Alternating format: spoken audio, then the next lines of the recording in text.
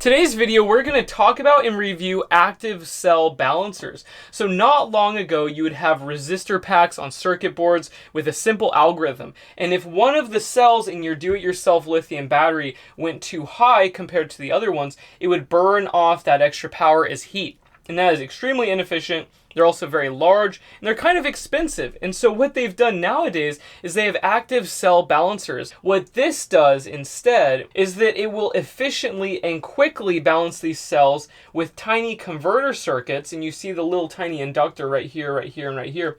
And it will pass power from the highest voltage cell to the lowest voltage cell. So instead of wasting all of that power as heat, this little tiny board will pass power from one cell to the other cell as necessary. And these are very accurate, and no matter what state of charge you are using your battery at, it will keep it balanced. And what's crazy about active balancers is they push a lot of current. This one is capable of putting 1.2 amps from one cell to another cell.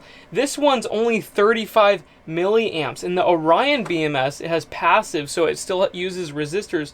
It's only 200 milliamps. So we're talking a huge difference in speed. This little battery monitor actually has active cell balancing and is very efficient, but it does it a lot slower than this. So if you're building packs at home and you want a bottom or top balance for your specified application, this is the way to go. And these are super cheap. You can buy these off of eBay or on AliExpress for nothing. They're like $10 to $20. This is a 4S or a 4-cell model. So I have 4 cells right here, and so it has 5 leads. You have a main negative, and then first cell positive, second, third, and fourth cell positive. So anybody can add this. All you need is some little crimp connectors, and you put it on the terminals. And this will do nothing until these cells are out of balance. So let's say you have a large load, and you don't know that the internal resistance of your lithium iron phosphate prismatic cell pack is slightly off. And so when you do that large load, they go a little bit out of balance and you don't really notice it. If you have a BMS, you don't have to worry about that. And with these do-it-yourself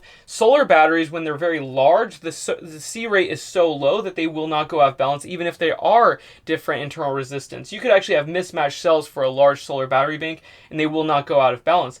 But having this is like an extra step of protection. If they ever do go out of balance, it will balance them very quickly. And so compare that to a BMS. If you are building your own system, a lot of people do not like these cheap BMSs because they can fail, and they do not want to spend, $200 to $1,500 on an expensive BMS, because then you're just better off buying a drop-in lead acid replacement lithium battery. So what people are doing instead, including myself, is you build the battery and you build the BMS safety features that you need. If you're in a cold environment, you buy a solar charge controller with a low temp cutoff.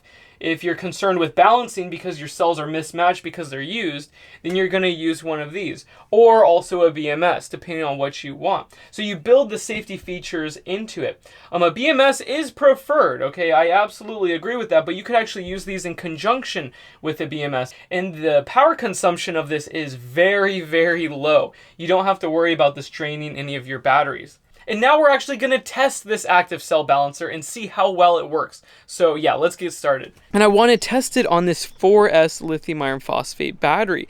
So in order to see how well it works, we're going to connect another balance cable to my cell monitor.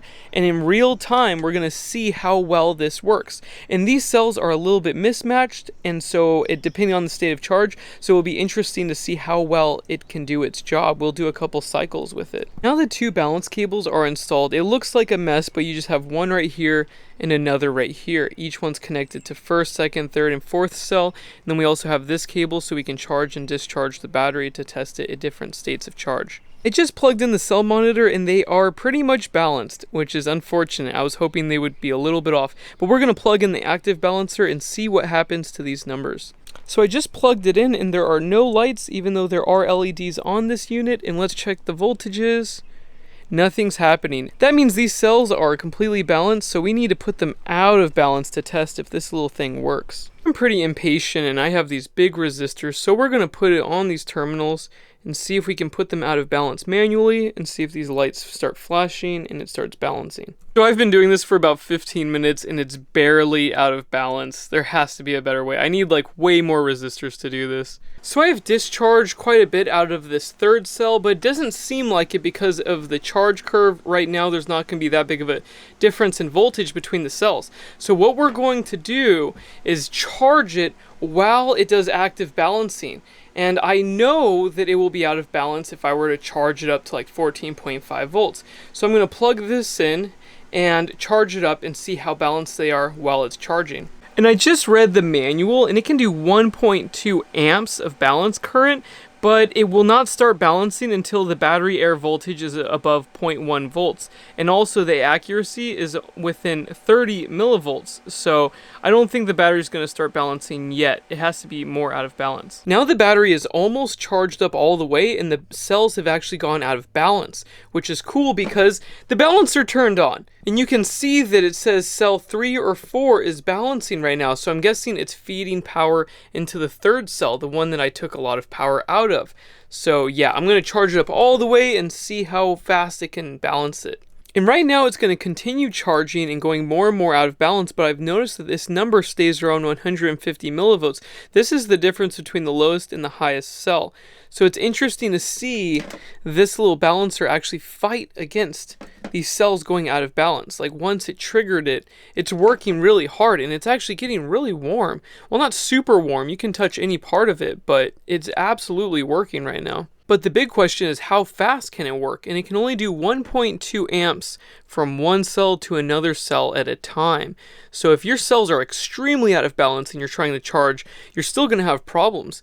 But if you're just trying to top or bottom balance some new cells, then this works perfectly. You just hook it up and put it a high or low state of charge for your application and let it do its job of balancing the cells and you're pretty much good to go. And a second ago, it was at 155 millivolts, and now it's dropping to 143. So the difference between the highest and lowest cell is shifting, and they are getting closer and closer together. 141. You can watch at 140. Isn't that cool? It's balancing the cells.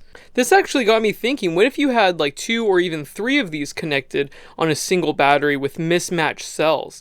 And so it wouldn't really hurt them because as it charges up and charges down, this would equalize it. And you're not wasting much power. These are really efficient compared to the resistor ones. So you could actually make a bank with used cells and just use a bunch of these, and you could actually use the battery and have a decent amount of capacity. Now for the final test, this battery is completely full. We have an inverter and we're going to discharge it while it balances it. And so we're going to see how low we can go until one of the cells freaks out and goes too far out of balance. So we're going to see how well this can manage it while discharging it. Right now we're pulling 1,300 watts and our cells under load are a little bit out of balance, but that's to be expected. The internal resistance of each cell is a little bit off. So yeah, it will not tell us much until we're at a lower state of charge. We're at 0.73 kilowatt hours, and guess what? The balancer light just turned on, so now it's starting to balance. Alright guys, these are really out of balance, and it's almost at 2.5 volts, and then I'll have to turn this off.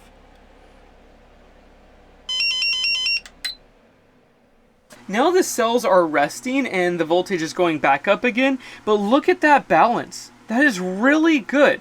This was just using this while discharging, but it could only balance at the very end of it. And considering this pack was top balanced, and this was doing most of its work towards the end of the discharge cycle, and that we had a lot of capacity from this pack, I think that it's safe to say that this did a really good job in this test. I really like this. This is great to have as like a safety feature with like a BMS so that it can balance even faster. So I hope you guys like this video. What I want to use these for now is buy some really nasty used cells, put like 3 of these on there, and see how much capacity I can get out of it with a low C-rate charge and discharge cycle. That would be so cool. It could make it so that those nasty old cells, I can actually use them still.